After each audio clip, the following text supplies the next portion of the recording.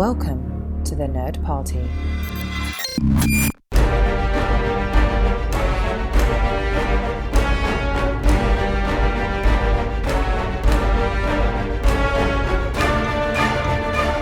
Hello and welcome to a special Between Takes episode of Missing Frames. I am your host, Shawn Eastridge, and normally on Missing Frames, we watch all the movies we should have seen by this point in our lives, but that's not what we're here to do today. We are doing Between Takes, which is basically off the beaten path of the primary concept of the show. We do filmmaker interviews and we do franchise watches, and that's what we're doing again here and now. We are going full steam ahead, trying desperately to finish our Godzilla franchise watch before 2024 comes to an end. We are here with the Franchyze Boiz. We've got Brad Gullickson in one corner. Welcome back, Brad. Listener, come to Atlanta. Free me from Sean's basement. I'm tired of watching Godzilla films. We don't talk about that. They don't need to know that. Aaron Prescott is in the other corner. Welcome, Aaron. Greetings and salutations. I'll take more Godzilla, please. Thank you very much. Yeah, Aaron likes being in my basement, Brad. Yeah. What is it with you ruining the holiday spirit? Yeah. You give me no food. I've been surviving on Doritos down here. I've given you so much Godzilla branded Taco Bell, and I haven't heard a single thank you from you. You know, the nice thing is you looted all the Warner Brothers and Disney stores, and this place is decorated well. Thank you. That's true. I pride myself in my Godzilla 1998 collection in particular. There's a lot of it. There was no shortage of that. Like, there was absolutely no shortage. Well, we're doing the American Godzilla movies this time around. We've done the Showa era. We've done the Heisei era. Last one was the Millennium era. I guess Brad would say unceremoniously skipped Godzilla 1998, but it is kicking off the American era of films for this episode, and that's 1998 Godzilla, then jumping ahead to 2014 Godzilla and the entire legendary Monsterverse. What do we call it? Is it Monsterverse? Monsterverse? Okay. I believe it's trademarked. The Godzilla Monsterverse, Kong, God, whatever you want to call it. It's that. That's what we're talking about here today. But I mean, let's just get to what Brad has been desperate to talk about for the entire year. This is the only reason I agreed to do the Godzilla franchise, so we could talk Godzilla 98. I think you should kick us off, Brad. Do you remember? I mean, you have to remember. It was a massive marketing juggernaut in 1998. It really was. It does have one of the greatest taglines of all time, which is "Size does matter." I will give it credit for that. But do you remember just the onslaught of Godzilla content? And do you recall what it was like seeing this film in theaters? Mean, it was wild because for a whole full year before this movie's release, no matter what film you saw in the theater, you were watching the trailer for Godzilla. So I feel like I saw the Godzilla trailer 500 times before I actually ever saw the film itself. And I think that's one of the problems I had with this movie initially, is it really didn't give me more than what the trailer showed me. And yeah. Are you talking about like the I remember the teaser was really great. The teaser was the old man fishing. It starts with the old man, like they're just teasing this old man and you don't know what the movie is. This is back in the days where like you didn't know what you were going to get when the trailers started in front of a movie. So it is just like, oh, it's just this old guy. They're teasing him. I don't know what this movie's about. And then suddenly you have Godzilla coming into shore and the bridge blowing up behind him. I remember thinking like that's trailer, a great trailer. Like, there were so many trailers for it, and then there was the TV spots, and then like you said, you've already mentioned the Taco Bell marketing. Like the marketing blitz on Godzilla was massive because it was supposed to be like a huge event. Like in some ways, the anticipation for this film's release matched the release of Batman in 1989, where you just could not escape that logo. You could not escape the Godzilla poster. And Independence Day from Dean Devlin, the producer, and Roland Emmerich, the director, was a huge hit, extremely successful. And, you know, the idea of taking their brand of 90s disaster cinema and applying it to Godzilla, in theory, could have been a lot of fun. and yeah, so I don't know. I can't say that I was super excited because I think I was already exhausted by the time I sat down in the theater. And it didn't take long watching this movie to go like, okay, well, this is not even like Independence Day good, you know? Aaron, do you remember what your experience was with Godzilla 1998? I mean, I just remember that this movie holds such a special place in my heart, my dumb little heart, because I was a dumb So little dumb. kid, so dumb, so little, and I think this like really ignited my love for Godzilla because I was just at the right age where it was just like I think I'd seen a smattering of Showa era movies before that, but this was like.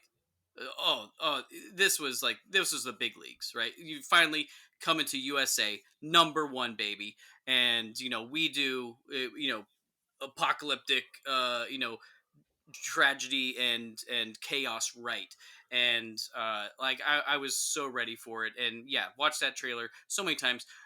I was shocked when Hank Azaria just did not get stepped on every single time, and I was still shocked watching it tonight.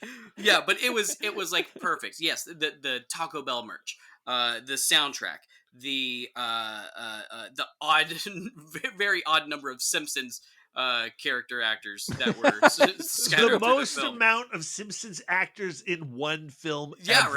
right. I think that might actually be true. It Like is true. I looked it up. When Brad has that Wikipedia article glued in his brain right now. This is IMDb trivia. There we go, baby.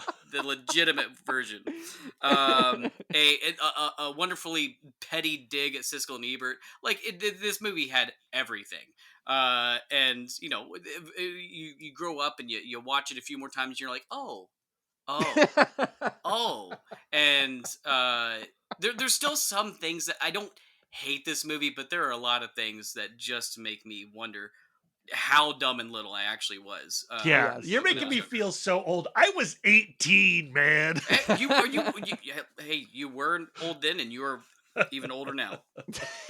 I'd hate to. Yeah, don't want to be the bearer of bad news during the holiday season, Brad. Like, did you? All right. The one thing that like always sticks with me. Did anybody else get the Taco Bell cup holder? Yes, did you of guys course. Get that? Yes, I'm almost positive I did. Yeah. Oh, that thing was amazing. I wish I still had it to this day. I do. Clips right. That doesn't surprise me at all. This Hey, is Brad, the day- can I like, come it was- over? Brad, can I come over? You cannot. And Okay. when I say that I have it, what I really mean is in a Tupperware box in my parents' basement. It's there. It's All right. somewhere. Well, it better be under my tree this year. You have Okay.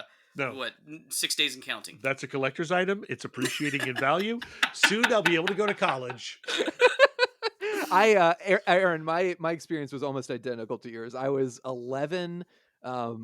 Independence Day was my favorite movie ever. I don't know if I connected, weirdly enough, I don't know if I connected the dots that it's like, oh, these are the guys who made Independence Day, but because for some reason I was not thinking of them as being related in any sense. But I had also seen a smattering of Godzilla Showa films, and for me it was like, oh, but this is gonna be a real movie, like with a budget, and like it's gonna have big effects, and it's gonna be like I'm gonna go to a movie theater and see it. And they had been playing so coy with like, what does Godzilla look like? And I remember I think it was like I was like at the grocery store, maybe like at a Walmart with my dad, and finding the figure for Godzilla and being like, oh my God, that's what Godzilla's going to look like. Wow. And like, just like you said, Aaron, I was very little and very, very dumb. It was the age where my level of enjoyment for a film was directly tied in with how hooked the marketing had gotten me. And there was like, how much merchandise can I purchase that will generate excitement for this film? And Godzilla had plenty of it. Like, I bought the soundtrack, I had all of this stuff. So I was convinced, like, well, this is going to be an amazing movie because it has to be. Look at all the things I own that have Godzilla. I mean, the soundtrack was killer. Like, It Rage is, Against yeah. the Machine, The The Wallflowers. Jamiroquai, Foo The Fighters, Wallflowers. the Ben Wallflowers. Folds Hey, 5 back hey. when they were Ben Folds 5. One Yep. I think headlight. he was solo for that song. I don't think he was I with think the you're other right. 4, or is he one of the 5? I don't know. I don't know how that works out. I do love And the Rage Against the Machine song, which is yeah, called No Shelter. I do want people to look it up because the whole song ends up being like uh, him raging against like Godzilla the corporation and like yeah, saying like yeah, what is it, man. Godzilla's pure mother effing filla, get your eyes on the real killer. And it's like Oh as a kid God! I'm like I Don't don't know what they're stop. talking about. Please He stop. just dropped an F-bomb. and but also like as you know, as an adult now looking back and thinking like that's hysterical that Rage Against the Machine was like, yeah, we'll be on the Godzilla soundtrack and we're going to use They it also as got paid. Don't as worry, a they got paid. as a platform for raging against Yeah. the machine, as we But do. I mean, we can't move on without discussing He Who Will Not Be Named and that amazing cover of Kashmir. Like that. Yes, That was God. that was That's- everywhere, talk and it about was defining unquestionably good. Like defined it was defined a generation. a generation. Yes. Come with me. Yes. By Oh, the gosh. artist formerly known as Puff Daddy. Yeah. And that was what a music video too, because Yeah. Godzilla shows up in that video and roars in his face, and he's like, "What, Godzilla? I'm not stepping down." Godzilla's like, "All right, okay, you've proven yourself." I do love though that we've spent like the majority of this review so Not far even talking discussing the about movie. not even discussing the movie, because I think that was the intention. It was like, and the idea. This was a movie. I don't that, think that was the intention. No. I think the intention was let's distract everybody with all of this stuff. I don't. And I that's think they going thought they to had a good movie. Yeah, I I don't- think Roland. I think Roland Emmerich had no respect for Godzilla. Correct. He had like a ton of money. You know, Spielberg had his Jurassic Park. Let me show you mine. I can do what Toho could only dream of doing. Not enough of that rubber suit silliness. Let me show you real science fiction cinema. Mhm. And you can just feel the disdain that Emmerich and the production have for the original franchise the in every arrogance, frame. really. Yeah. It's such an arrogant movie, Well, but it is fascinating. Well, I no, don't agreed.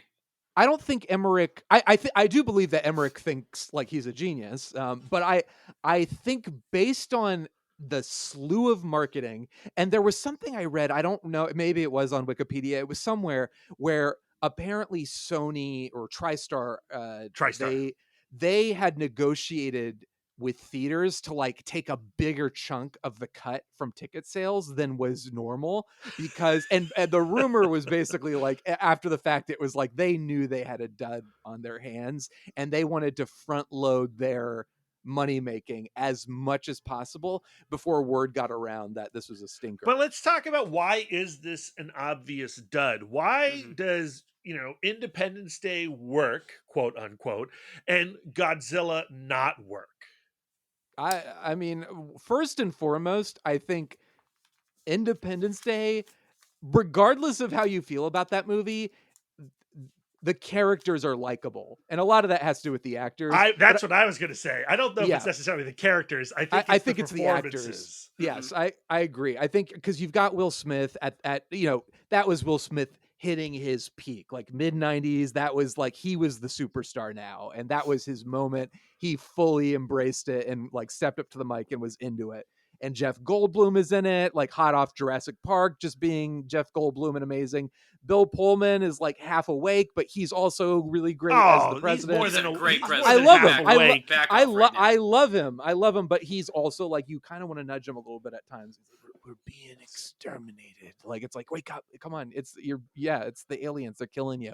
But I love him. I love Independence Day more than I think many people do. So believe A me, lot I'm of a people fanboy. loved Independence Day, my friend. Not loved. I love Independence Day. Yeah, To this day, it's one of my all-time favorite films. And I think still it's really like I think it. it's I a think it's a great lot of fun. film.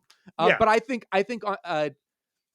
Godzilla was made like what 2 years? That was 96. This was 98. I do not think they remotely tried to put a real script together. I think they knew it was like, it's going to make some money. Let's just throw some stuff together.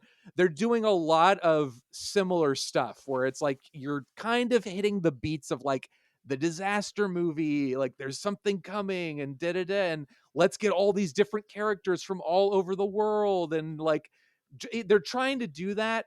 But the problem with Godzilla is it's like none of the characters are charismatic, and like the cast is just The cast is so dull. with the You exception know, of I think Jean Russo is pretty great. Jean Reno, how Reno. dare Renault, you? sorry, Jean Renault. He's pretty great. I think he's fine. He's Yeah. on the up. He's coming off of The Professional. He's going to now make it in America.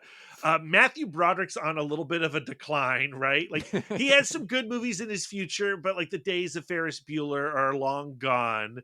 He's looking forward to Broadway. He doesn't need movies. You can't hold, this movie against, let's say, like Michael Lerner or Kevin Dunn. They're doing their job. They're character actors. They're working actors. But like everybody on the fringes, like all the characters that are fun in Independence Day are dull in Godzilla.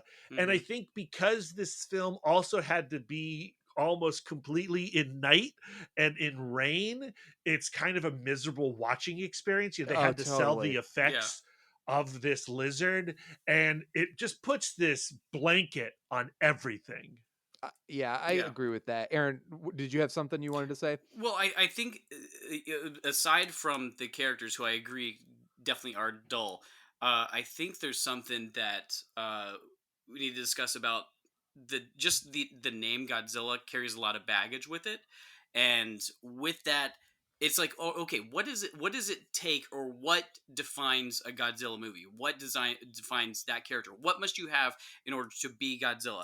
And when you take away, like, when it doesn't look like Godzilla and just kind of looks like a large, reptile of some sort. The design is terrible. It's not a good design. When it doesn't have atomic breath, when it, like, literally, I believe there's like two parts where like he has fire breath that comes out, and I heard that was a last minute addition because they were like, hey, where's Godzilla's atomic breath? He's not doing anything those were remotely not Godzilla attributed to that. And when there's no relationship with Japan, if you don't have any one of those, like, if you don't have like 2 out of 3 of those things, it's kind of like, well, why don't you just call this Beast from 20,000 Fathoms? Because that's what it looks like more. Or, some other just giant creature movie. Because if you associate with that, all people are going to say is, why doesn't it look like this? Why doesn't he do this? And, be so focused on this stuff over here. It's like you're just using that name to use as your crutch for your movie, which the other aspects of it aren't great. Your characters aren't great. The script isn't great. So it's like we need something else. And I think that's what really hurt it. At least for me. But even if you removed Godzilla and you just called this Gigantor the movie, it doesn't work. No, it doesn't. And part of the problem is too. So let me say this though, because we're beating up on this movie, which it deserves, and we will continue to beat up on it. But I do think the first maybe 20 minutes, the build up to Godzilla, like once Godzilla shows up, the movie is kind of dead in the water. But I do like a lot of the stuff where it's like, oh, the ship's out in the water. Like there are things that I think Independence Day does this really well too. The build up to the aliens showing up is really good. And I do think like some of the build up to Godzilla's first appearance is really fun. And I like some of that. So I think all of that's fine. But I agree with Aaron, what you're saying completely. And Brad, what you've been saying too. It's all of that doesn't matter one bit if you just don't have the spectacle to lift this movie up. It's a big summer movie. You need that action. You need that excitement. You don't have any of that. And then when you stamp this Godzilla name on it, it's like, okay, but like this is a giant iguana that spends most of the movie running away from everything. Its size is like, it varies from scene to scene depending on what the situation asks for. In the city. New York has to let me know how subway tunnels work, because I'm confused. I'm very confused by this. But also, it's like there are many times where they're like, "Oh, the creature just disappeared," and it's like, Okay, well that's How? ridiculous, but also like it is essentially completely dwarfed by these giant buildings, and it's like Godzilla like just literally will knock these things over with a flick of the wrist, like the real Godzilla. So like on many levels it's like what is I think cinematically they're thinking, well, we want to have, Godzilla being chased through the buildings and it has to be quote unquote somewhat feasible that he could disappear. And then while But he's disappeared and we're inside Madison Square Garden, we're dealing with all these children for 30 yeah. minutes. Yes, exactly. The That raptor and sequence. I, it just turns into Jurassic Park, and there are so many references and just literal scenes that are just cribbed from Jurassic Park in that movie. It's wild. Like that's where the you're movie like Spielberg probably should have filed a lawsuit or something. Probably, but I also think like the movie. I don't want to say the movie is good up until that point. I don't think the movie's good, but I think the movie is like it's like this. It's not really delivering on all these fronts, but I think where the movie finally not only collapses but like becomes just utterly atrocious is when they go into Madison Square Yeah. Garden and it just becomes a Jurassic Park ripoff. But I Because gotta say that the animatronics of the smaller Godzilla children are kind of cool. they are Yeah, they're but better when than the like the actual Godzilla. Yeah, but when they I'm gonna stop I, you there because I I actually do think the effects are not bad. I think the effects are very good, especially Yeah. for a late '90s, completely digital. I think they did a lot of good stuff, especially with the interaction of the stuff on scene. It's not just putting a CG lizard up there. The movement of cars that were going around. People scattering everywhere. There were Yeah. some really solid movements. And not just like keeping the camera still. Yeah, There and was a interaction with the camera yeah, and yeah. interaction with the characters in the frame. Yeah, so I was surprised revisiting the film how well the effects held up. Mhm. Like not every shot, No. definitely not every shot. There's some cringe in there, but it's better than it is bad. Yeah. I agree with you on that. Yeah, I think the effects are high quality. I think it's the design that fails. The design's everything. atrocious. Exactly. So it's like then the movie, it's almost like it stops pretending to be a Godzilla movie, and it wasn't even really pretending to be a Godzilla movie. It's like you said, Brett. It's just like giant lizard, not even semi giant lizard running through New York City and the sewer system, and then it just gives up all pretense. Godzilla is like, oh, I think we got him, we killed him, quote unquote, disappears for 30 to 40 minutes while this movie then becomes like really bad Jurassic Park knockoff. And it's almost like not only is it a completely different movie, but it's like on every level it just every time we get to that scene, that sequence, that entire sequence, the movie to me, it's just like totally dead in the water. It just fails on every level. It's not remotely thrilling. It's not interesting. Everything about it to me just completely collapses, where it's like it went from being like a bad movie that was like, well, some of this is interesting, I guess, to just being like an absolute chore to watch. And although I do have to say, when they finally killed the beast at the end and it's in the rain, the beast has collapsed before Matthew Broderick, the sound goes out, the score goes out, we just hear the rain, and Matthew Broderick is approaching the animal, and you can see the sadness that he has for the death of this thing, and we stay on this final moment between lizard and man, and then the sound comes back in, and then the world rushes back in. But for that death, I found it very effective and 100% actually agree. Yeah. moving. I remember as a kid, like being like emotionally moved and like just being. I remember like my dad was like, "Oh, did you like the movie?" I was like, "It was sad when Godzilla died." Like I don't know if I was supposed to be happy, but like very clearly now the movie seems to be like intentionally, like you said, it's actually really well done the way they make you feel for this creature. But I don't know if this movie could have been great in any way, but I actually think it could actually be a solid, good movie.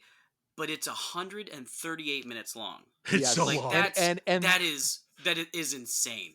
and That's the Madison, I think the Madison Square, I want to say it's like 40 minutes of the movie. Like it feels longer, longer. but it's like it's too long, but like that chunk of the movie takes up so much time that it kills the momentum. It kills whatever goodwill as little as I have for the movie, and it just murders all of it. I have a question for you guys that only just occurred to me. I've seen this movie a few times. It only just occurred to me now. Why did Matthew Broderick assume he needed a pregnancy test for I have no idea, Godzilla? dude. No idea. Why was that something? But he bought was like, all of the he's tests. like, I'm going to He do bought all some of them. tests on the blood, but also I should grab some pregnancy tests too. I really like, it's like, and I remember like you watch it and you're like, oh, and he's pregnant, and you're like, oh my God, this is stupid. But then it occurred to me, I was like, wait, why was that a test that he felt he needed to run in the first place? I don't know. Maybe he's a worm guy. Maybe it's a worm thing that we don't a understand. worm thing. It's a worm It's guy a worm thing. thing. Yeah. Yeah. I also feel really bad for Hank Azaria in this movie because I think he thinks he's like the Han Solo of the movie, and he's not. And I love Hank Azaria. I think he is as the Blue Raja in Mystery Men. He gives a masterful performance, and he's a Simpsons veteran.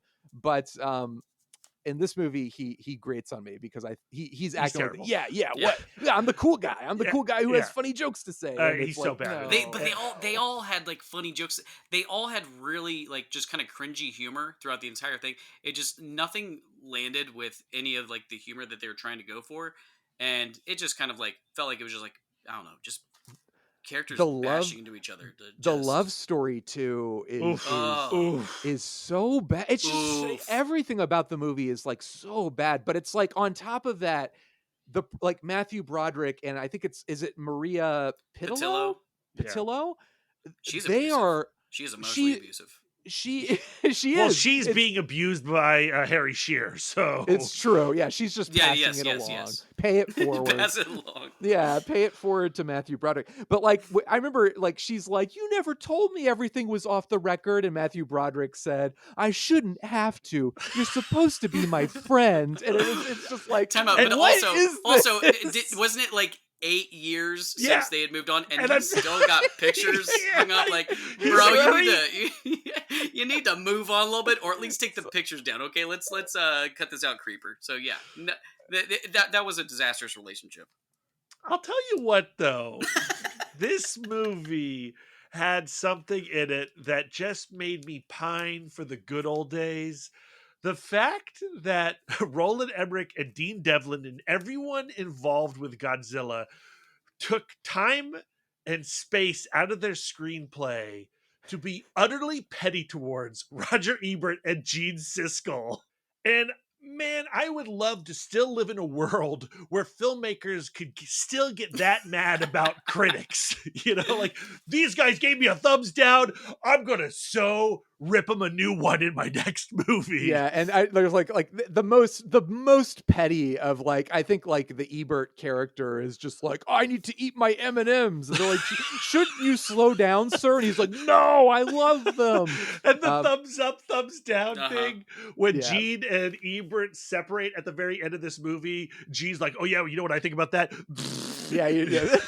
But what's funny is if you read Ebert's review of the film, it's spot on, and he and Siskel had the best point where it's like, "Look, if you're gonna send us up, like, could you at least have us get killed by Godzilla? Like, Yeah. you didn't even send us up right. It was like, it was the perfect They could've done reaction. better. Yeah. Like they were like, dude, if you're going to like go through the trouble, like you said, Brad, of like you devoted the time and energy to like making fun of us, you couldn't even do that right in They this were in a movie. helicopter for so long, like they Yes, were in a but flying cage at Godzilla height level. I just want to know those early conversations. Who was it between? Was it between Dean Devlin and Roland Emmerich, where they were like, "Man, can you believe they gave us another thumbs down?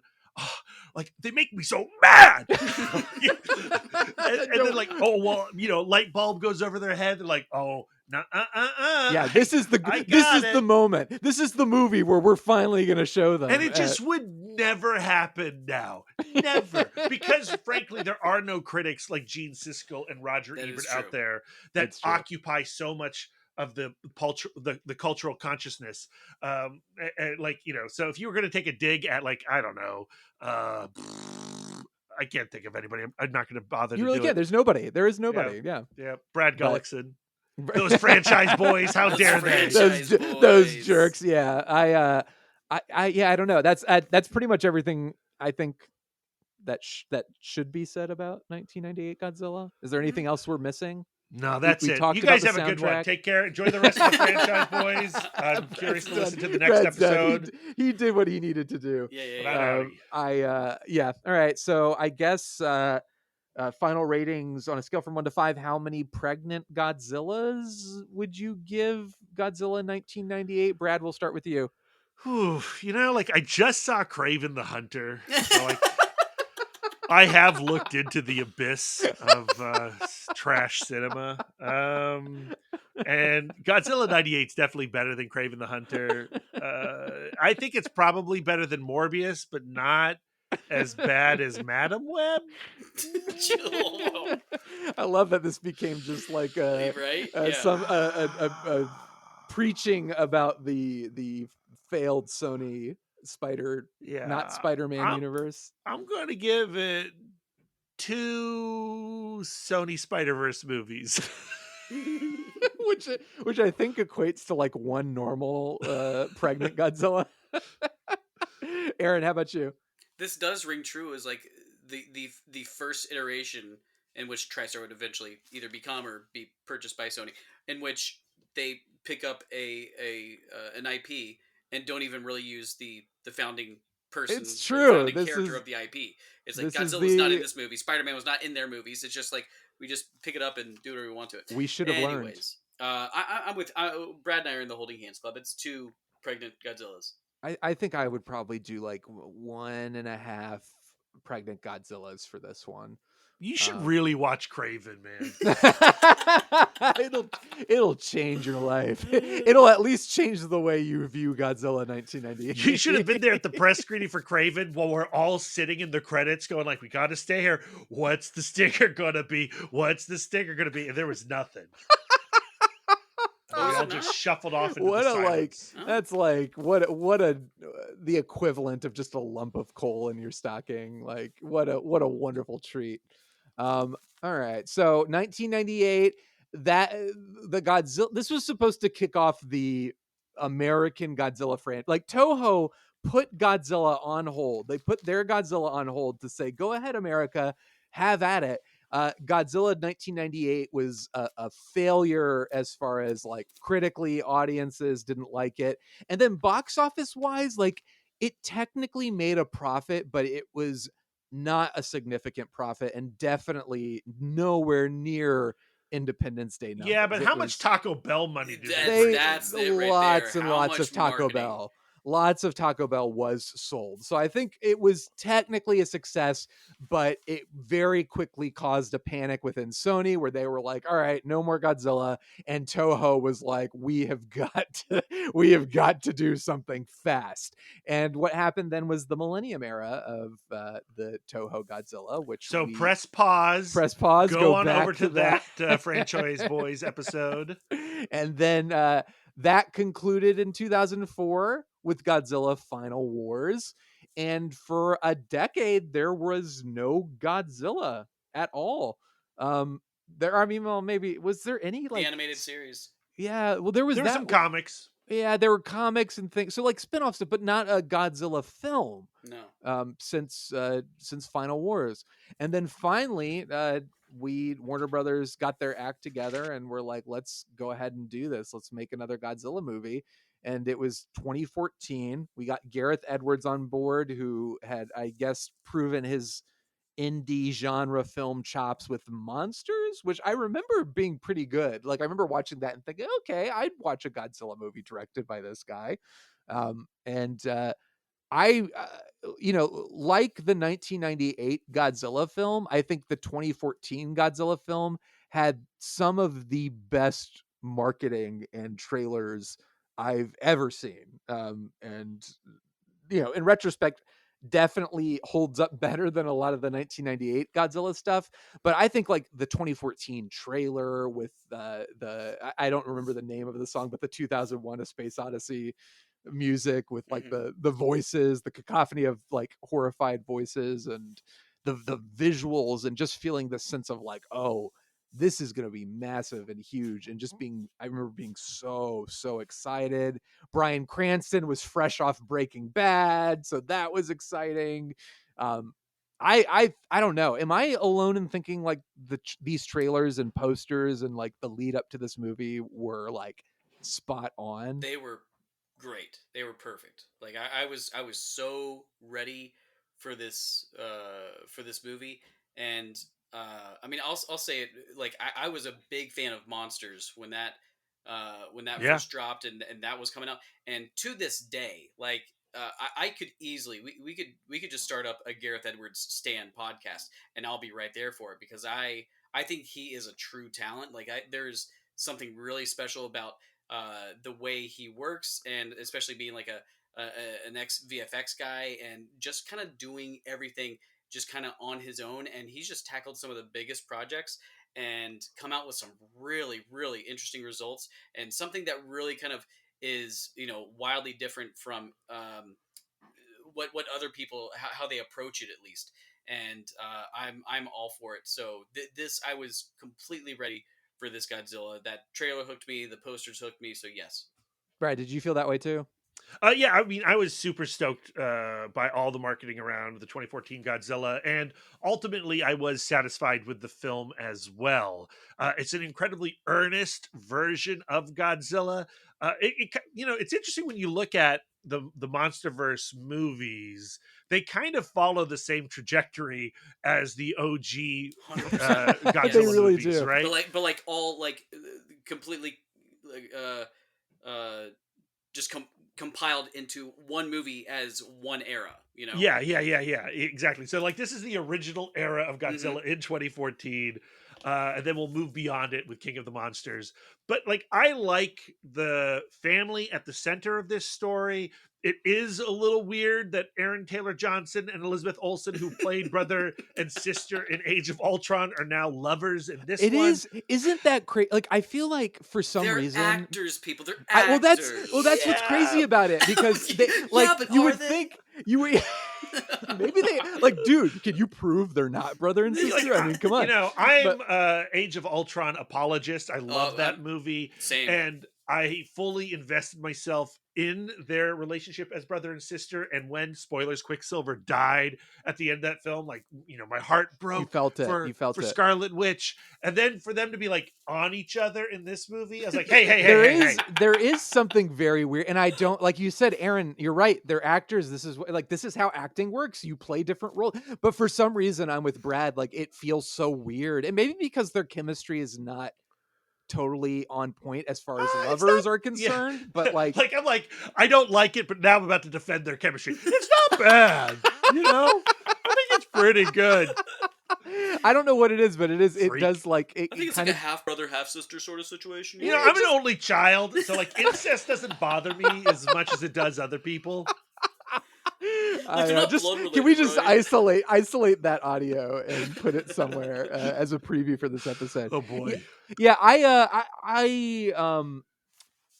I do like this movie. I think what was exciting about it going into it was knowing that at the very least this was not going to be the fiasco that 1998 Godzilla was. It very clearly had a love and respect for Godzilla, the franchise, the character, and I was excited for, like, yeah, let's get the big budget, like, huge scale. Like, I think what impresses me about Gareth Edwards as a filmmaker, even when I don't necessarily love the film, I think there are he's one of the best directors in terms of, like, huge special effects scale, creating scale. Like, you really get a sense of, like, this is a giant monster. And when you watch Rogue One, you're like, you feel this sense of scale in those battle scenes, and like, these are massive things that are happening.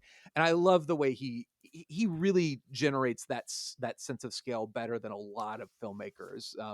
And I loved that about this movie. I think going into it, you just got the sense of like, this is going to be fun. It's going to be respectful of Godzilla, and hopefully will kind of pave the way for something new and exciting. I think where the movie does kind of fall apart for me is in the human story, like a lot of Godzilla movies. It's people have hammered this point into the ground, but it's true. And it's not just because Bryan Cranston is amazing. It's because they set that character up as the one who is the most emotionally involved in what's going on with Godzilla. And then to kill him off in the middle and have Aaron Taylor Johnson, who's a fine actor, but in this movie is just not done any favors. Craven. Is he a fine actor? Okay, maybe I'll put an asterisk next to that. You better be bringing Craven. You better find a way to bring him up. I think the post credits of this episode is just going to be us talking about Craven. Aaron Taylor Johnson's A-okay, and I think he's gotten better as he's moved along in his career. And I think he's really good in Age of Ultron with that ridiculous accent. He does not have much to do in this movie. That's the problem. Yeah. I don't pair him with Cranston. It looks worse. It's people were just like, I think the mistake on the part of the filmmakers was to take the criticism as like, well, everybody just loves Breaking Bad and they love Breaking Bad. I love Breaking Bad. Everybody loves Breaking Bad. Every episode of this podcast, I just want to break That's my wife. Brad. That's the point. But I think they missed the point that like, from a storytelling perspective, Bryan Cranston's character is just more compelling as a character you want to follow. And yeah, but he's so old and he is. Buy his action figure, man. I agree. I know you're an ageist son of a bitch, but like I think that Aaron Taylor Johnson's character is so like disconnected from what's happening. The writing doesn't do him many favors, but I don't know that he necessarily has the like. I don't want to blame him as an actor, but it's like the charisma is not there to be this is the guy you want to follow. I think compared to Bryan Cranston, yeah, it's hard because it's Bryan Cranston. He's a fantastic actor, but Bryan Cranston's character has a lot more he gets to kind of chew on because watches his wife die right in front of his eyes, and he's fully devoted the last 10 years of his life to trying to find this thing that everybody's been keeping a lid over, and so Aaron Taylor Johnson doesn't have that sort of connection with his character, but I understand the reasoning for using Aaron Taylor Johnson's character as a plot device because I guess this kind of goes in with the what I liked about especially Gareth Edwards' approach to Godzilla was every time that you see Godzilla in action, you always see it from the perspective of where people are. Yeah. If you see it from a rooftop, it's because there are soldiers right there. If you see it from the ground below, that's because the soldiers are right there. If you see it from whatever perspective, you're not getting these cinematic, epic, sweeping camera moves. That's really showing every amazing angle of what Godzilla could be. You're seeing it from their perspective. So putting a soldier into that position and getting you in there and on the ground in San Francisco, I think is the best way to it. And you're not going to get that if Bryan Cranston is your character. I do agree with that. And I think my point is what you said, which is like, he's kind of used as a plot device. I don't think he evolves beyond a plot device, unfortunately, but I agree with you. I think it's like, well, you do need a character who can be actively involved. To me, stuff. It's A-okay blockbuster summer movie making storytelling. Yeah. It's not elevated. It's right down the middle character motivation wise.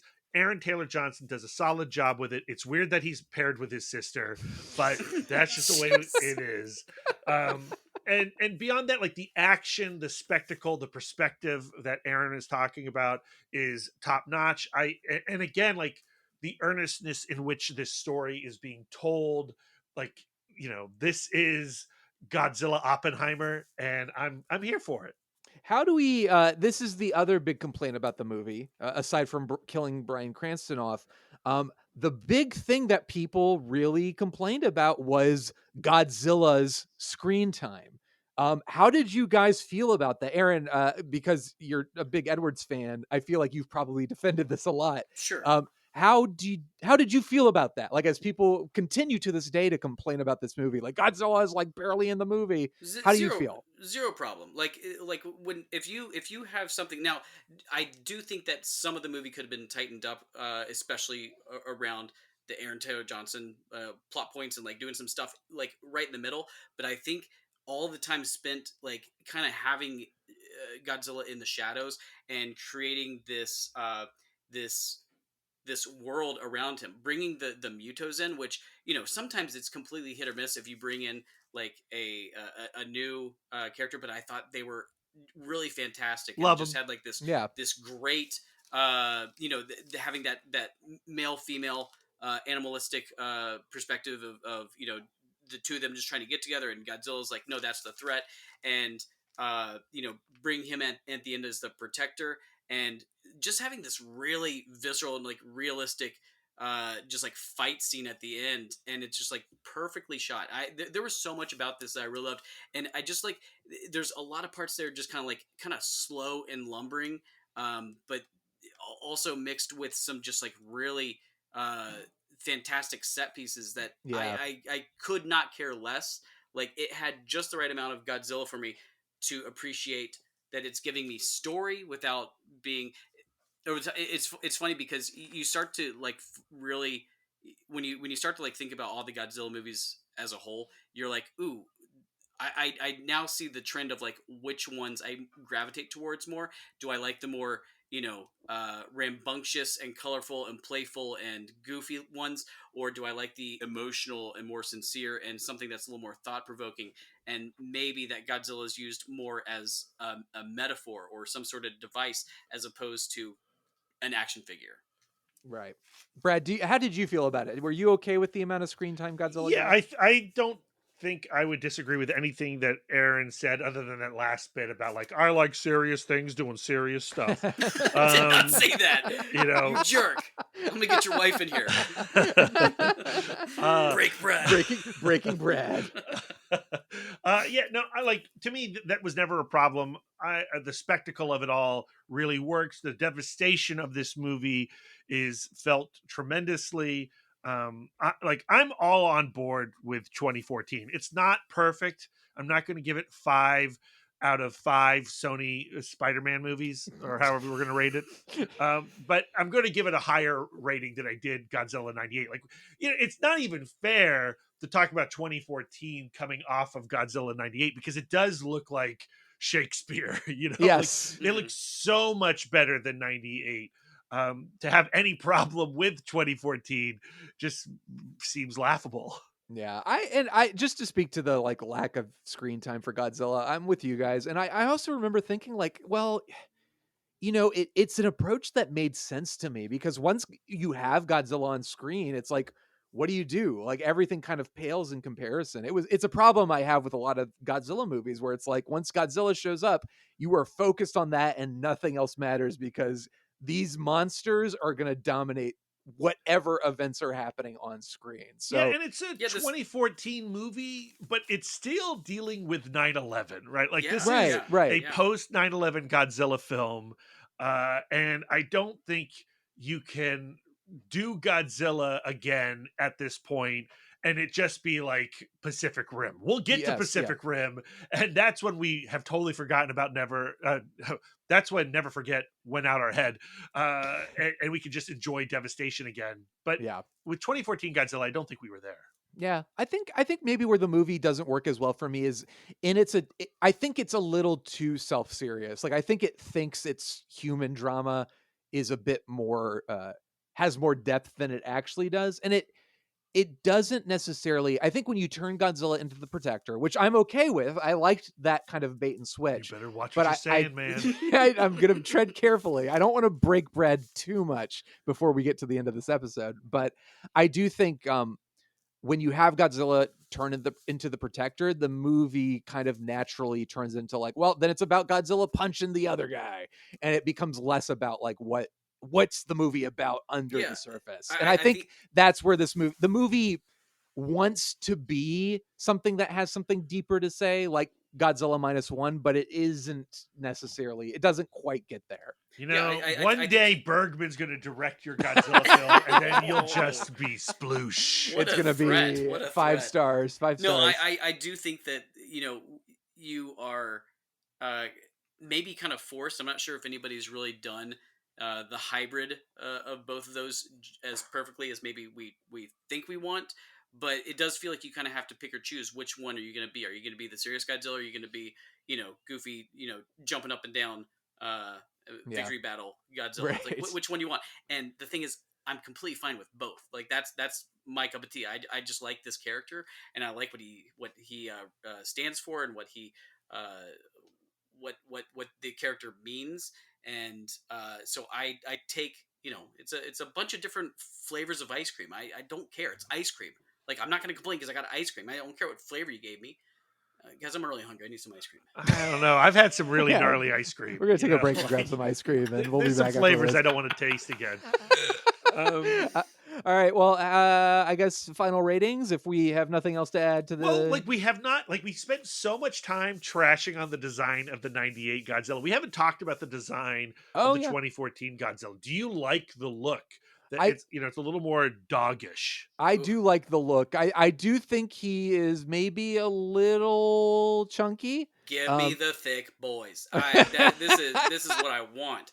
Like, so it looks so good. It's, Yeah. I it's do, like, and like it's again, fantastic. and like you said, Brad, when you're talking about like 98 was the only other thing we had to compare it to. It's like there's no competition. Yeah, Like this yeah, is yeah. this is Godzilla. Like, Like the it's like, first- oh, that's the- what I want Godzilla to look like. The first thing you see is that thick old ankle just like stomping in front of the airport window. Oh, You're like, man. Aaron loves that body yaddy yaddy of Godzilla. And I do love. I mean, I Alexander Desplat is one of my favorite modern composers, and I do love his score for this movie. I really enjoy it. Other than that, I think that's pretty much all I have to say about it. Anything else? Ken Nope. Watanabe is great. Oh, He's yeah. great. Let them fight. Sally Yes. Hawkins is great. Sally Hawkins is great. Yeah. Those are two other characters I feel like would this movie be better served by like them? But no, you have to have the bomb disposal guy. Yeah. Go to the bomb. Thankfully, I they're going to it, I get, it. you know, all their redemption in the next film. Right, of Mhm. course. But how many incestuous brother sister boy. marriages Oh, would you boy. give Godzilla 2014? Brad, we'll start with you again. Let's go with 3.5 because right, you and- know, when you bring them together, you're going to get a mutant. A half And person. how many Craven the Hunters does it get? A 3.5. 3.5. Okay. Aaron, how about you? 4 incestuous loaders just for the perfect Muto. I want them to create a nice Muto baby. Perfect. I'll do 3.5 for this one as well. All right, moving on Cowards. to King of the Monsters. I think the intention was with this one, and also like 5 years later, like that's a crazy gap of time for a big franchise. I don't know why. We don't do our due diligence here on Missing Frames. We don't actually look into any of this. They just throw us into the room I just and put ask us to talk. kids to bed, man. I have no idea where I don't am know. Right now. I don't even know what You are time it lucky is. there's a microphone plugged in. Just you take what you got. So this is all to say I don't know what the reasoning is for why it took so long for them to get a sequel to this, because the movie was successful. It was relatively well received. So yeah, but I guess Gareth Edwards went off to do Rogue One, so he couldn't do this. And they got Michael Dougherty, who I thought was a good choice at the time.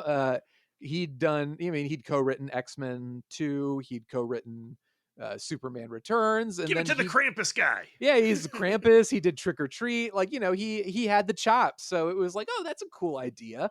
And then I think the intention behind this was like, all right, we've heard you loud and clear. You didn't like that Godzilla was barely in the movie. So we're going to make a movie with not just Godzilla, but all the guys you love and remember from the other movies. And Methuselah.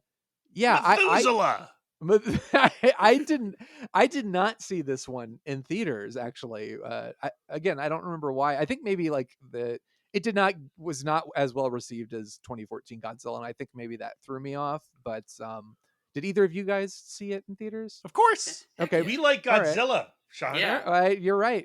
You're proving me wrong every day. But Brad, what was your experience seeing King of the Monsters? It's interesting. Like, I'm trying to gauge how you feel about this movie based on what you just said, because I feel like this film has a lot of supporters. And when I tell people that I can't stand it, I get a lot of negative expressions thrown my way. Well, Sometimes rocks too. why can't you? Let's not break Brad just yet. Like, why can't you stand it? State your case, sir. I mean, like, to me, the film is a little dull. I like with Godzilla '98, I don't love the characters and the performances. Millie Bobby Brown is, solid. Vera Farmiga, I love her. Kyle Chandler, yeah, has done a lot of great stuff.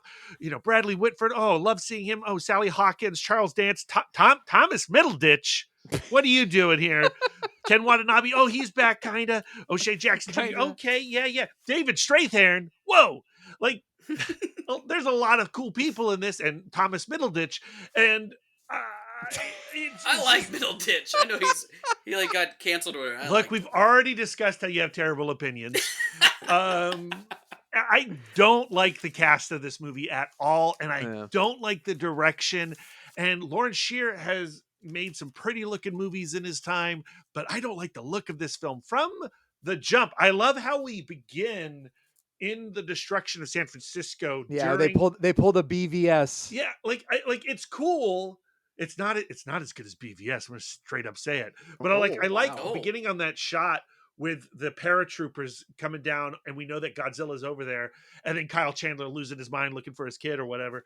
But when you look at that shot, it is so ugly. Yeah. When it comes off of the paratroopers and into Kyle Chandler, close up on him, and then Vera Farmiga, it is a muddy CGI washed out mess. And Aaron, the whole movie is like that. Aaron, what do you think? I like this movie, guys. Of course you do. Why wouldn't I? Like it's for all the things I just said.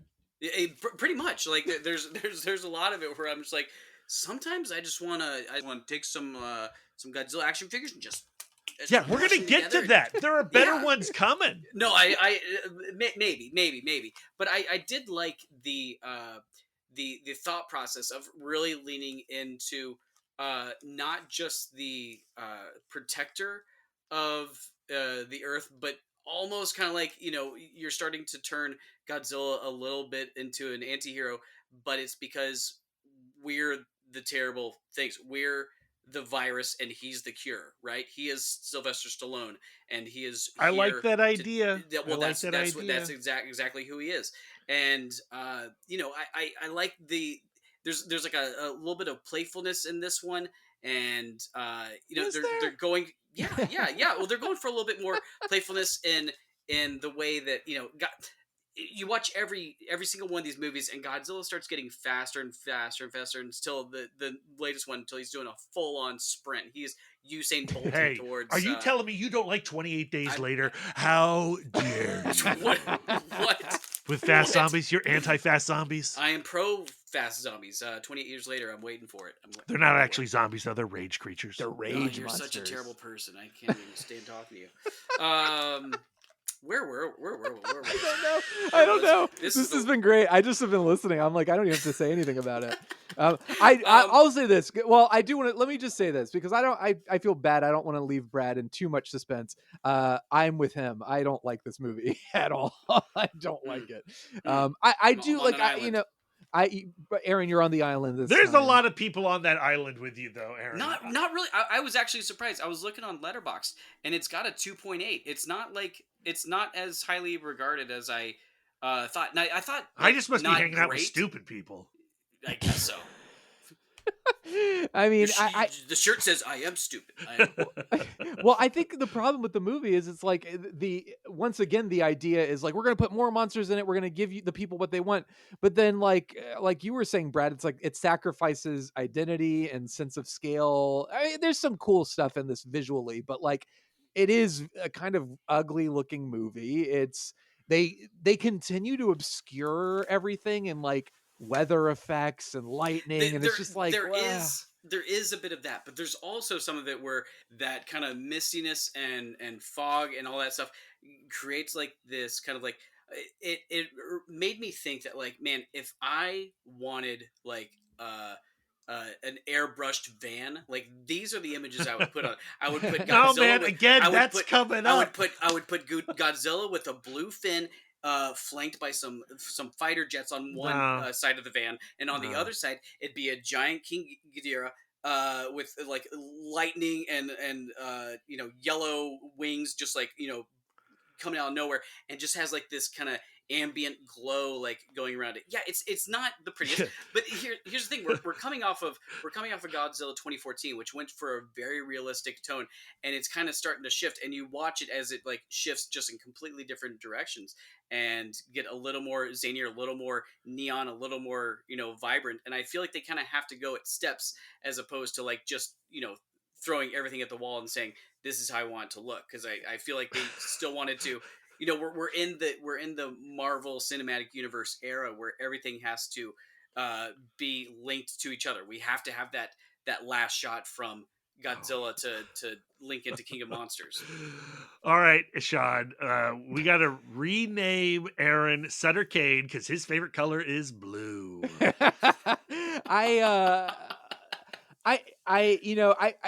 It's one of these situations where it's like they make a big deal about course correcting, like we're gonna make it the big monster mash movie, but it's like in the process of course correcting, they don't really fix any of the real problems with the movie. It's like, or with whatever What are the biggest problems with the movie? well, as far as like what they perceived as the problem of 2014 Godzilla was like, Mhm. well, we didn't have Godzilla in it enough. People complained about that. We need more Godzilla. So this movie is like, you get a lot of Godzilla in it and a lot of monsters in it and a lot of that big scale stuff, but none of it is particularly interesting. And then on top of that, I agree with Brad. I love most of the cast on their own as actors. I think they're great, but the movie is atrociously written. The family element is like pure garbage, and just like Vera Farmiga's character is completely baffling to me, like just like her Yeah. motivations and why she's doing what she's doing. And then having Kyle Chandler be like, oh, I go out on safaris and I understand how animals communicate with each other, and that makes me the expert of like what Godzilla's doing. And No, like I man, just that makes Yeah, you no, no. craven. it Yeah. just makes you I'm craving Craven right now. No, I I mean, agree. Look, they are terrible parents. Like they get the world's worst parents mugs but it's of just the year. but the But movie's painting it as like this is like a heartfelt family like drama where like we're gonna like this family is gonna reconcile, and like and it's just I'm like, no, this is not working. It just doesn't work. And Vera Farmiga, They like just definitely don't reconcile. they don't reconcile, but then also it's like they try to have her kind of redeem herself, and she gets killed at the end, so I guess it's like, well, at least she dies. But like literally this woman is like, we need to destroy humanity for the yeah, greater she's an good. eco terrorist. She is And Thanos of right, of this movie. I well, mean, right, but then the movie turns Thanos around and wasn't all is that wrong. I'm just saying. All right, like the movie, it's like I don't understand what Millie Bobby Brown's role is in all of this, because she's like, well, mom, maybe mom has a point. And then she's like, okay, I unleashed the monsters. And she's like, no, you're a monster, mom. And I'm like, well, wait a sec. Like, what did you think was going to happen? Like, this is exactly what it's like. Oh, we unleashed 3 monsters at once instead of just one. It's like, well, this what are you talking like it just doesn't make sense. Like, oh, but we were going to release the monsters gradually so that humanity gets destroyed a little bit slower. It's like, well, we accidentally did it at once. I guess now I'm a terrible person. It just like, even as far as like Godzilla logic leaps go, I'm like, no, because the movie very clearly wants you to be emotionally invested in that story, but I was not there for I it. guess that I think that's where I differ, is because I didn't care about being emotionally invested in the characters, because this is the one where I was like, oh, I just want to see dumb stuff being thrown, in my face. I want to see flashing images. I want to see some things explode. I want to see some buildings get crumbled. I want to see it, but I like the way that they brought out the creatures and what they were doing there. The reason of really kind of having these animal like tendencies instead of just being the protector of the world. now this other creature who's not of this world is the new apex predator, and they have to go at each other. I dug, kind of doing that. Yeah, there's some of it where it's just kind of like monotonous and kind of like, kept, a lot of repetitive things, and it wasn't the best looking movie, but I didn't mind it. I think I liked it for what it was trying to do. Gotcha. Well, there was something else about this that I wanted to discuss, but I honestly don't even remember. I don't know if I even care enough to try to remember. I mean, I like that Mothra was in it. I guess I like that we get little grubby Mothra. Like the movie opens up, like we get that 2014 flashback, and then it's like, yo, Mothra's born. Yes, the movie does like hit the ground running, which I kind of appreciate. Well, I think that's what it was like. I think that was probably the main objective. Is like we've got to like give the people what they want. They want the monsters. We'll give you the monsters right from the get go. It's just like on every other level. It's like you get more monsters, but then you kind of sacrifice literally everything else to get that. And I get what you're saying, Aaron, but I also agree with Brad that I think even just one movie later, a lot of what this movie thinks it's giving us is actually given to us, and it's done a lot more fun. I'm just not into this one. It kind of depresses me, and yeah. I just wish you guys knew how to have fun. That's all. Like, I just don't like fun. Just wait a moment. Yeah, and then like they throw the I've got oxygen no time to destroyer wait, into it too, like where they're like, "Oh, we have a new device called the oxygen destroyer." And I was like, it's like on the one hand, it's like I would appreciate the fact that they referenced that in a better movie, but here it just felt like lazy. Like, oh yeah, that's a thing from the movie, the first movie. I guess. You'll be knocking off Godzilla -1 for. I remember what bring it up when you get to it. I remember what I was gonna say is that the movie really killed me when it killed Sally Hawkins by just having her get that is the eaten, truth. and it was like, Why? Like unceremonious. It's like her contract ended mid movie. Yeah, it was like, but it was also like you couldn't afford Sally Hawkins, like. She's not like the big A-list celebrity like of this movie. Like she let her live through the movie. The only way I will accept that death is if she said, "Guys, I have to go do Paddington 2, and if I can't get, I was just gonna make that joke. If I can't do this right now, then that's probably it. I can't do Paddington 2." And I bet that's what it was. For that, we accept the sacrifice. I'm okay with that. Okay, I'm okay with that. And Serizawa, I guess, gets like a slightly better send off, but him too. It just felt kind of like unceremonious. Like, really, we're killing these two characters, and I have to. His spend was at more least time ceremonious. Like, was it necessary? He does get a moment. Like you're right. There's like an emotional beat. He got to be with his friend, and he and Godzilla got a nice little moment. So yeah. Brad, what do you think? I'm done. Let's You're go. done. Let's move on. Okay. King of the Monsters. Oh God, I don't even know what the final ratings should be. Airbrush vans. No. Airbrushed vans. How many would you give King of the Monsters? Aaron, we'll start with you this time. You give me 3 stars. Okay. 3 full solid stars. Brad, how about you? I can't believe I'm going to say this. No way. Well, like, here's the thing. All right. Oh my God. Like, I need a break. I need a break. You compare this movie to Godzilla 98 or Craven the Hunter, which I have just seen. Wow. If you compare it, like, it's actually not that bad. I can't do this right now. It's I three can't do vans. this right now. I can't do this right now. This is a roller coaster of an episode. I'm calling my mom after this. This is not fair. Wait, I didn't hear. What did you say, Brad? 3. I give it 3. Oh my God. 2 for me. All right, on to Godzilla versus Kong. What did you give? Wait, what did you give Godzilla 98? I think 1.5. No, I gave it 2. Brad gave it 2. Yeah. So you at least I can't even. I feel like you said you liked Godzilla 98 more than this. No. Who? Okay, maybe I'm just losing it. No. Godzilla versus Kong. Just a couple of years later, we did not have to wait 5 years for this one, but Michael Dougherty. We did have to go through a pandemic, dude. We did. No, that's true, because this one I watched at home for safe, like in the comfort of my home, when HBO Max was a thing, and Warner Brothers in their infinite wisdom said, we're going to release every one of our theatrical films immediately onto HBO Max, because that's the way of the future. That's what movies are going to be from now Just on. let you know, we don't call it HBO Max in this family. Like, we refuse. It's the Twitter of Yeah, you call it Max, the one to watch for HBO. That's what everyone calls But we have Adam Wingard coming in, who what did he do? He did The Guest with Blair Dan Witch Stevens. Project. Oh, that's right. He Yeah. did the Blair Or Witch. I think it's just called Blair Witch. Yeah, Blair Yeah. Witch. So I think Michael Dougherty had he was a little bruised up by the reception to King of the Monsters, which I think Just did because well. of you guys. Yeah, mainly Sorry. us, really. Brad just need to show him a star review and he'd be fine. Well, you know what? It really didn't do that well at the box office, though. So it kind of like, but they had to. I guess they had to proceed. They'd already set up Kong, and they were like, "Well, let's go for it. We have to commit to the bit."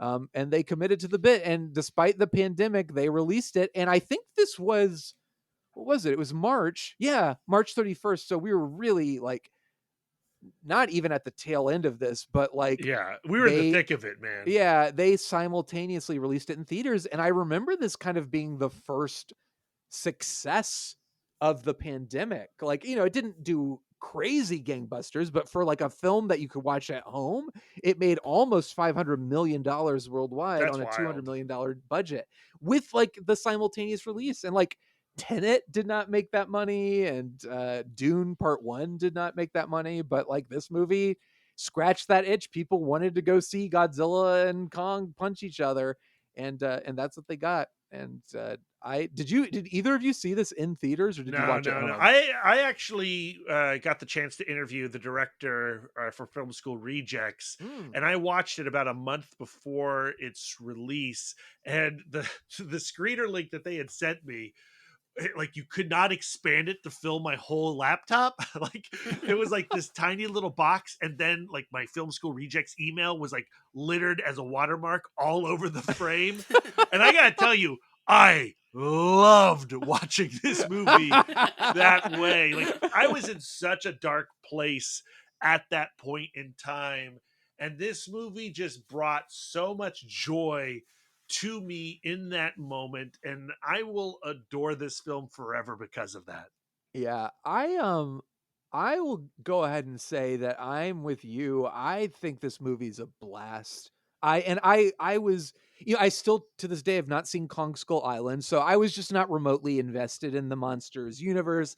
Hadn't loved King of the Monsters, was not necessarily like, oh, I can't wait for Godzilla versus Kong. But it was one of those things where it was like, well, you know what? This is kind of cool that we could watch it at home. Let's just put it on. We have HBO Max. Let's do this. And my wife, Sarah, was not into it, but I was like shocked by how much I enjoyed it. Like, I was not remotely expecting to. And I was, from the word go, really, really into it. I thought it was a blast. All the stuff, Aaron, we were talking about with King of the Monsters, I feel like is in this movie. Yeah, and you can exactly. actually see what's happening, and it embraces the goofiness and the fun. But like, I really liked the characters in this one. I liked Alexander Skarsgård a lot, even though like I feel like that character on paper is dead in the water. For some reason, his performance is, I found, really empathetic, and I liked him. I didn't mind that Julian Dennison is kind of being the goofy, like, comic relief character with something funny to say every few seconds that's not really funny, but I didn't even mind that. I didn't mind that at all, because I was into it. And we have a hero podcaster in this film. Exactly. Like, as truly. As they all are. As they all should be. But I can see myself in a film. I feel represented for once.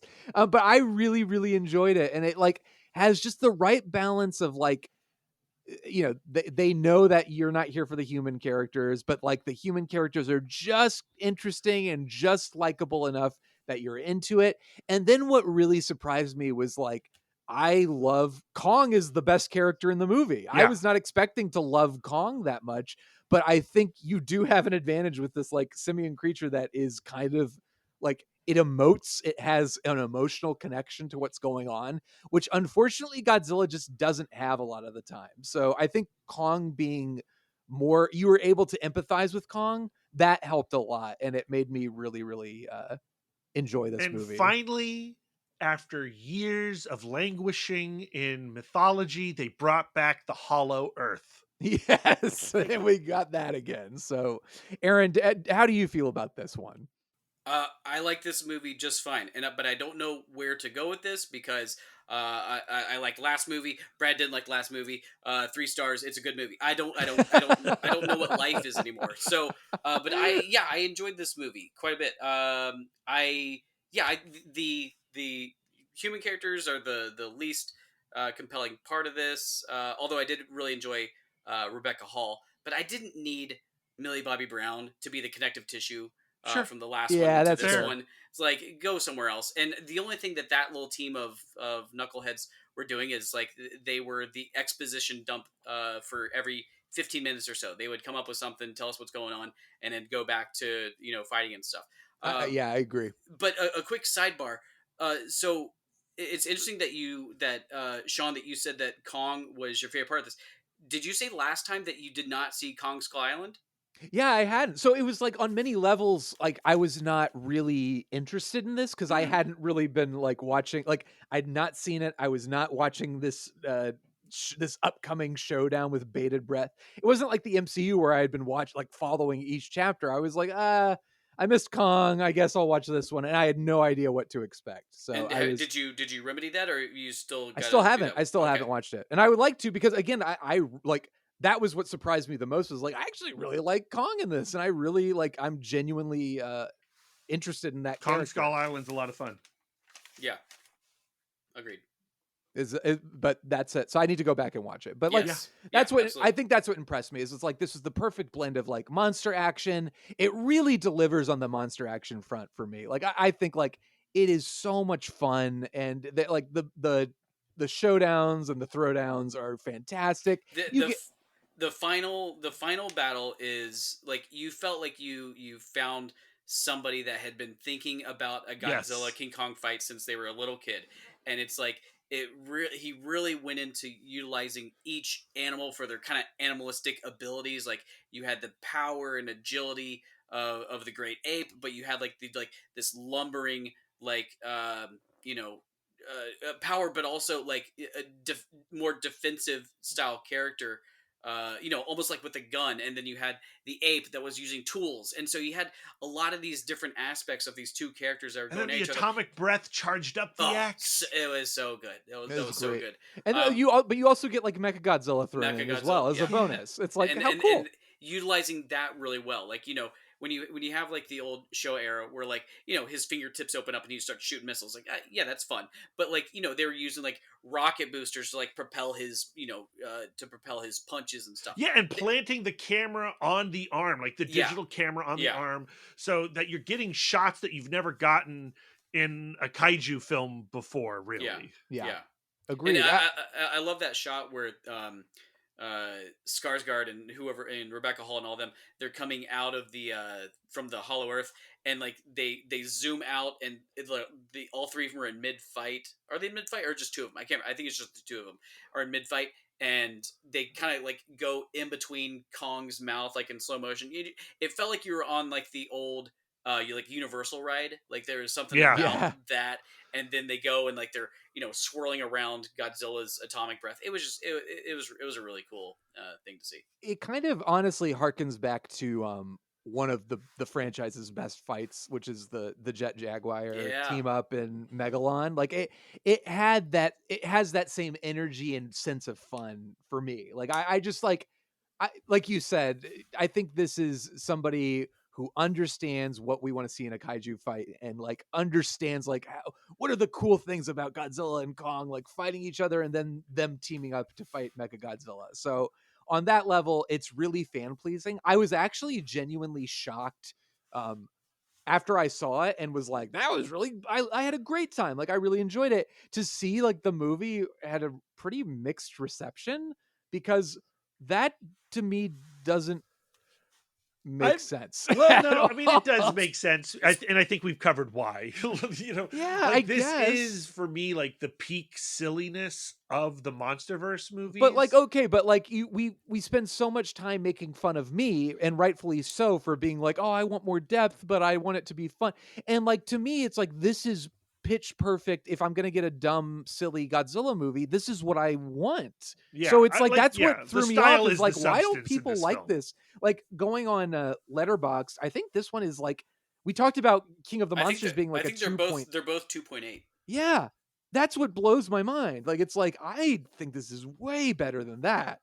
Like, this is not a 2.8 movie. This is a perfect 10 movie. What are people Oh, talking about? we'll talk about that in the scoring later, Sean.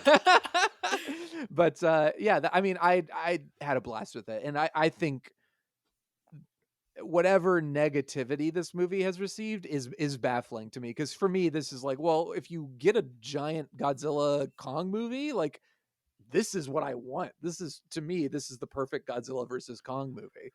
Um, but yeah, that's it. That's my 2 cents for this. Anything Agreed. else? No, you're correct. All right. I don't agree. It's a perfect. Godzilla versus Kong movie. I don't think it's a perfect movie. I'll just say that, but I do think it's a perfect Godzilla and Kong movie. Okay. About as perfect as you can get. But I guess final ratings. What do we want to say? Atomic breath charged axes. How many of those would you give Godzilla versus Kong, Brad?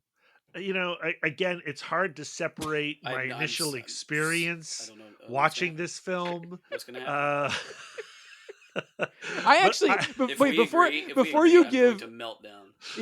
Before you give your rating, what I give us some insights into, like, what do you remember any fun tidbits from Adam Dude, Wingard that was during 2021. You know how many people I've interviewed? Give us something. I don't think I could. I have no recollection. Everyone, of that interview is somewhere out on the internet. It's probably amazing. Yeah. Go to Film School Rejects while you can, because they are selling the site. Who knows what's going to happen with Film School Rejects in 2025?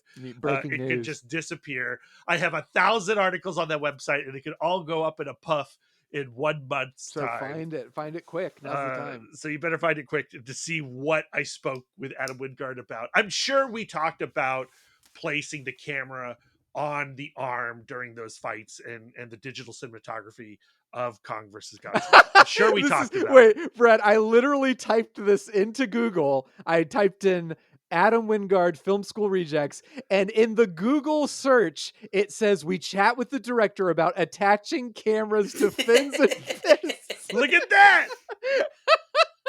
See? Perfect. So that's what you got. So that's what you got. He was a swell fella, and he gave me a lot of time, which I really appreciated, again, during the pandemic. So yeah, okay. My rating. I love this movie. Okay. It's my favorite of the MonsterVerse movies. I give it 4 stars. Great.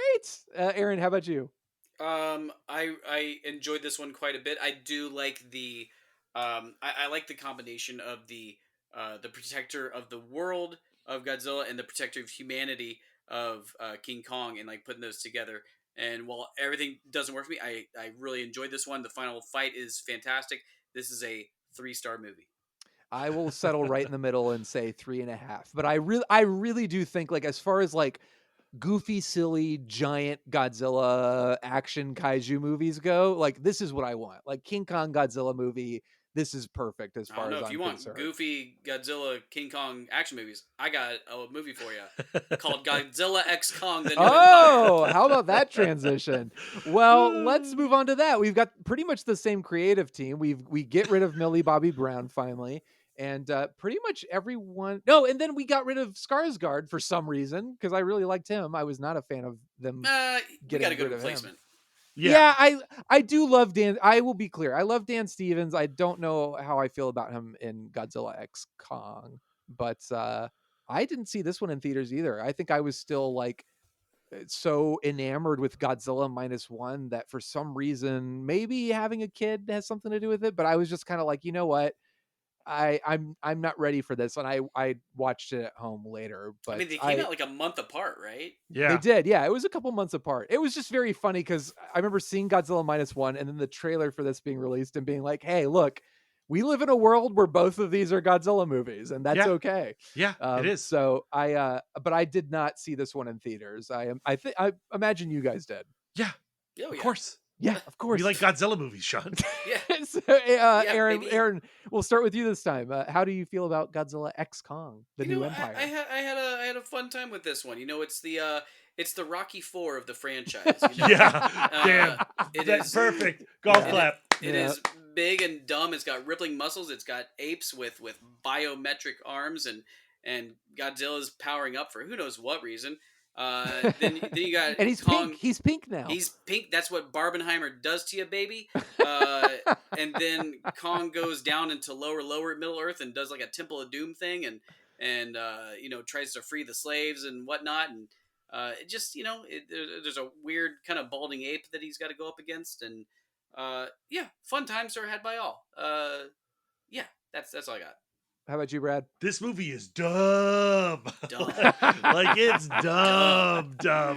And once you introduce the Hollow Earth, like you got to do something with Hollow Earth. And so this movie's like, yo, there's Hollow Earth, and then there's Hollow Earth. I love that they put up a like a descriptor. It was like uncharted, deeper Hollow Earth. I was like, Yeah. we don't need that. More Hollow Hollow Earth. More Hollow Earth. Hollower Oh my Earth. God. And man, so I love true. it. Like, I do not care about the human characters at all. I think there are great actors involved. Rebecca Hall, Dan Stevens, Brian Tyree Henry, all great actors, right? I like get them off the screen. Get them away from my eyes. But everything, Like literally, with just Kong, give me Kong grunting for the entire Dude, length of the movie. when Kong hooks up with Zuko, like that's the buddy cop movie that I desire. Give Wait, me what's 90 should have minutes of been. those Which one's guys. Zuko? The little kid. The little kid ape. The one he starts whipping around at the very Yeah. beginning. That is such that is an elite level power move. Is to I sling was a little kid around as your weapon. cackling in the theaters when that was happening. I was like, is he going to use him as a weapon? He is. Yeah. This is the best. And then the fact that Zuko comes around is like, yo, I know I hang out with a lot of big apes, but I don't hang around like a big ape like this guy. This guy's my dad. He is Like, the big ape. it's so fun. Now, the tragedy of it is that Godzilla's terrible in this movie. Yeah. And so dull and it has no purpose. He has stumbled into a King Kong film. Yeah. He's confused. He's elderly. Something's wrong with his scales. You got to put a lotion on it or something. That's unfortunate. Godzilla's role in this is unfortunate. I don't know what happened, but at some point during this conversation, I did a Control F and I typed the word help into the search. I literally have no memory of doing this. I don't know why, but somehow it perfectly encapsulates this entire podcast. I just wanted to point that out. This is It's what not- happens, Sean, when you're like, let's watch 40 Godzilla movies. Uh-huh. Maybe this is maybe the spirit of Godzilla is like channeling and like it's like you did too much. Help. I don't know what it is, but Godzilla X Kong, I'm just not as into as Godzilla versus Kong. I think Brad, you might have actually hit the nail on the head, which is like Godzilla just kind of sucks in this movie. He's sleeping in the Coliseum for most of it. Yeah. Yeah, I mean, I love Kong again. I think he's great. I do like the Temple of Doom stuff, Aaron. Like, I think that's fun. And I guess like everything around that sort of bores me. I love Dan Stevens so much, and I just don't like.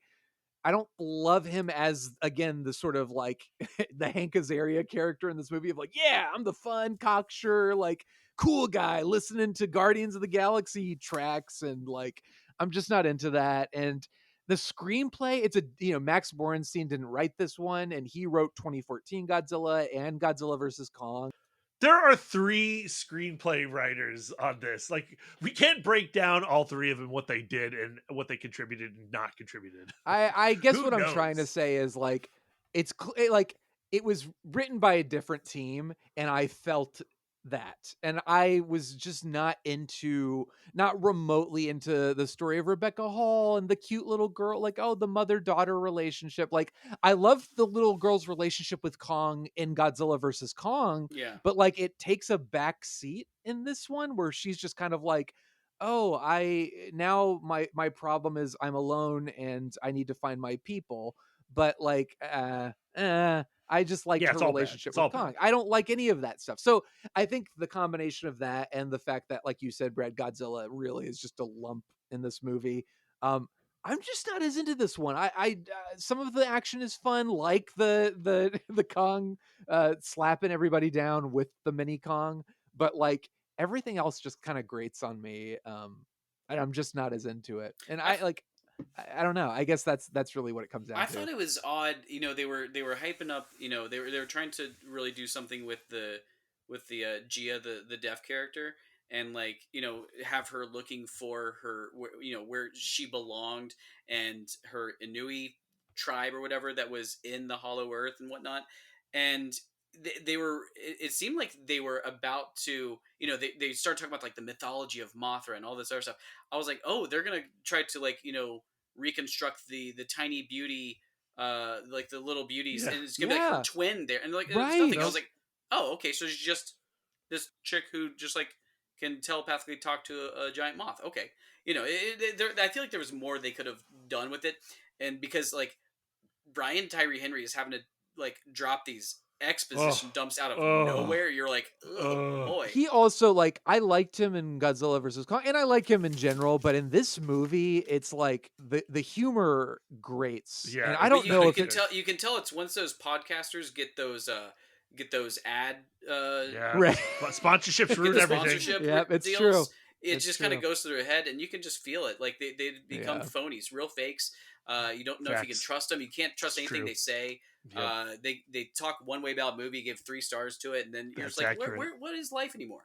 True. So I agree. I completely agree. I think it's a wasted opportunity. I really do feel like that little girl was like one of the highlights of Godzilla versus Kong, and like even though it's like the movie's trying to convince me she's a major element of the plot, it's not the case. And like you said, Aaron, it would have been way cooler to have like, oh, she has a twin, and like really commit to that Mothra bit. But then even like the journey of her being like, I feel like I don't belong anywhere, and I don't know, I feel alone, and which is like how Kong is feeling. They don't really connect the dots there emotionally. Yeah, and then at the end of the movie, this is puberty. Get over it. Like right, we're all dealing with this. We're all dealing with this. But then at the end of the movie, it's like Rebecca Hall. It's like, oh, you have to stay with your people, and she's like, no, I'm good. I love you. And she's like, oh, great. So it's like the whole thing is resolved very quickly. And so I just like on many levels. I'll visit sometime. On many levels, it's like, again, talking about emotional depth in a Godzilla versus Kong movie is, I get a bit of a stretch, but like I really did like love that girl's relationship with Kong in Godzilla versus Kong, and felt like an emotional pull towards them. And in this one, it feels like it was just kind of wasted, and everything else in the movie kind of falls apart. But I do think there is some fun action in it. It is a little bit like, all right, well, I've already seen Godzilla versus Kong, and this is kind of just doing that again, but less fun. And the big bad ape as a villain is like okay, but like I like it. He has his own little dragon. He has a little whip. He has a little whip in the ice dragon. It's but not like, just a whip, man. It's like the spine and skull of a dude he's killed. Like we don't. I would like to know the origin story of that weapon. Yeah. But that's like his brother. Yeah, but you can tell that like I kind of feel like Wingard used up all of his all his like great ideas for like his final climactic battle on the previous film, because this one, like, you also felt the scale of those two creatures in Godzilla versus Kong, and this one, you kind of you lose that. And like there's a lot of scenes where I feel like there were certain scenes where I'm watching Kong, I'm like, well, I'm just watching a monkey. Like that's the problem, right? with the concept of the Hollow Earth. When you remove Kong and Godzilla out of like human scale, right, of skyscrapers and cities and whatnot, and then you just put them in an Earth that fits them, well, those are just we're just watching Congo, man. Right. No, that's a great point. Like Yeah. I really have been like I think I focused a lot on like, well, I just don't like the humans in this one as much as the last one. But I think the points you're bringing up of Godzilla being lame and the fact that the setting is just like not as interesting because it is so disconnected from like us and the planet. I love Um, it.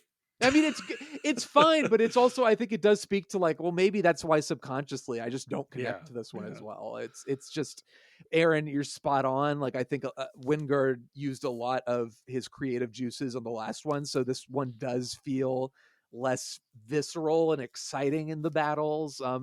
I kind of thought the idea of like the gravity being funky was cool, but then it's also just like they're just sort of bouncing around and there's no weight to anything, and it just feels kind of like, all right, well, this is sort of just a video game, which I get that, like, yes, it's Godzilla versus Kong, it's a big special effects movie, You sound like but such a boomer critic. this This is like a video game. but like also like What all is that this, stuff, Mario Brothers? all that stuff, all that the criticism could be leveled at its predecessor, but I don't feel that way about the last one. I feel like it works a lot better. So like, See, I felt that way about the last one too, but I guess I don't have a problem with it, and so I'm just there's something about it where it works when the entire tone of the movie surrounds itself in silliness, and it surrounds itself in not being trying to be serious and trying to tell some sort of like like heart-wrenching metaphor of life.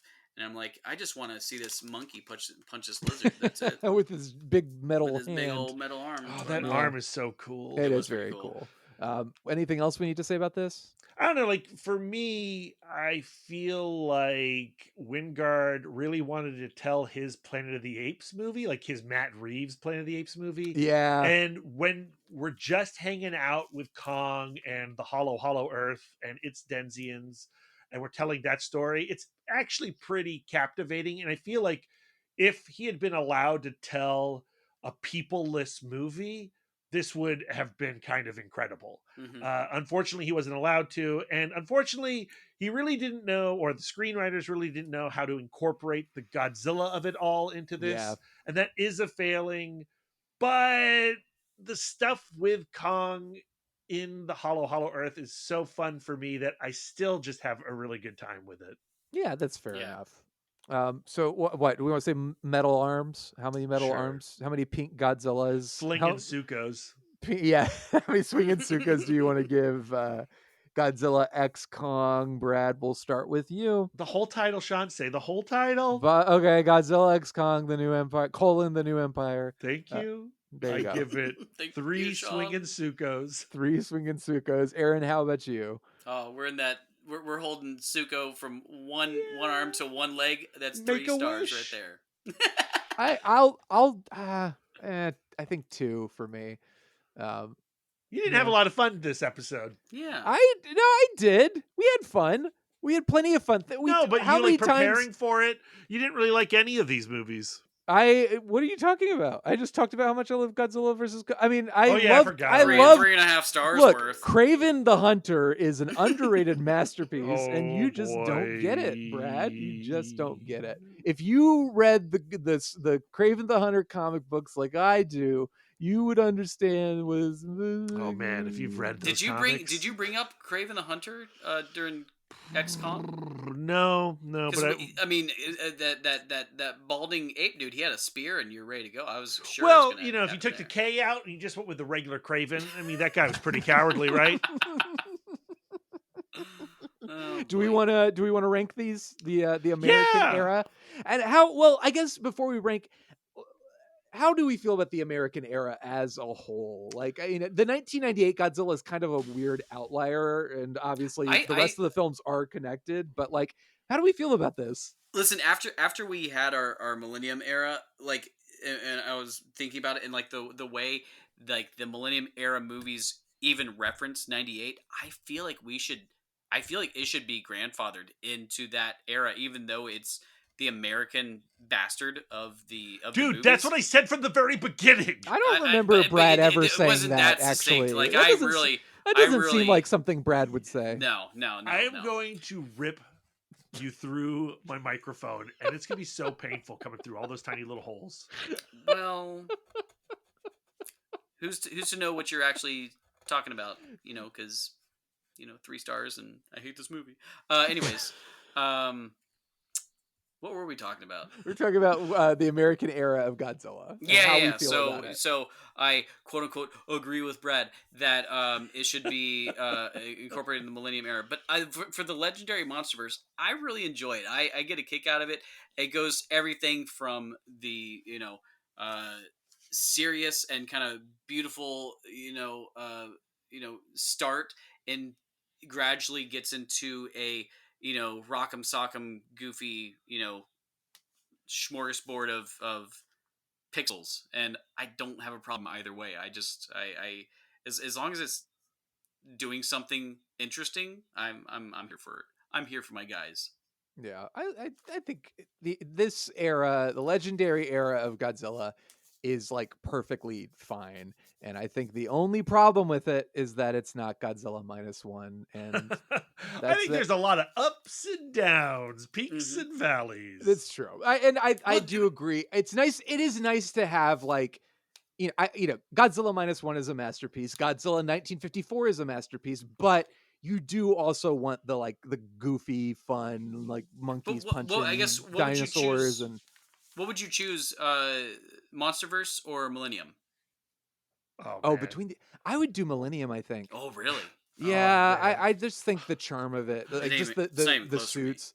Yeah, Yeah, same. It's not close. you guys would go with this one, Yeah. Monsterverse? Yeah. Let's get real blasphemous. I like this more than the next set of Godzilla movies we're going to talk about. Oh my god. I mean, I do really like Kong a lot. But it's weird. I guess that's blasphemous to say in a Godzilla episode is And how without much seeing more Kong Skull Island, so I don't know what you're talking about. I know. Well, Or I just all like of Kong Monarch more. Man. I watched all of Monarch. That's gonna be a good episode. It is a show. Well, it is a show. Well, I mean, technically that falls into this category. No, Do you want to say I'm literally giving you my review of it. It is a show. it's a show? Yeah, it's a show. So yeah, I'd like the American era just fine. But like if I had to skip it, I wouldn't mind. Like, but there isn't a single film I think in this era, maybe Godzilla versus Kong, that if someone was like, you can never watch any of these again, I would be like, oh, what a bummer. I'd rest easy with that, I think. So that's how I feel about it. With that, but with like Millennium, like you've got all out giant monsters attack. Like that's a masterpiece of that's wonderful. And with this, it's like I guess maybe part of the problem is like really there are only 2 Godzilla movies, really. Godzilla 2014 and Godzilla King of the Monsters, and then the other 2 are crossover films where Kong is more interesting than Godzilla. So maybe that's why I lean more towards Millennium as well.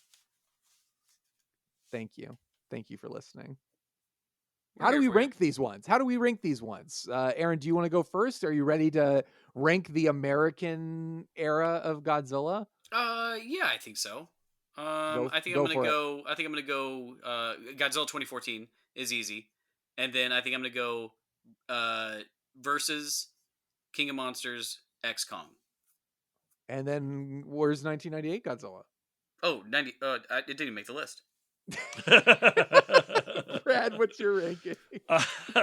My favorite is Godzilla versus Kong, then 2014 Godzilla, then Godzilla X Kong, The New Empire, then Godzilla King of the Monsters, and then 1998 Godzilla. I am gonna shock the world here and myself a little bit by saying, Brad, I think my ranking is identical to yours. Noise. I really it also sounds like boring. it's a toss. It is a toss up because I do like 2014. I think 2014 Godzilla is probably a better film. It is. Than Godzilla versus Kong. Art's subjective, man. Yeah, but I have more fun watching Godzilla versus Kong than I do the 2014 Godzilla. So I would say probably Brad's, which is Godzilla vs. Kong 2014, Godzilla X Kong, King of the Monsters, and then 98 way down the list. And I might just go ahead and say this. I think 98 is the worst film with the title of Godzilla. I don't even. Of the I don't whole really think it's a, franchise. Well, we No. can't do Yeah, that until we rank every single Godzilla no, film. you're right. You're at right. the I don't want to end of the spoil, but next I episode. I think because like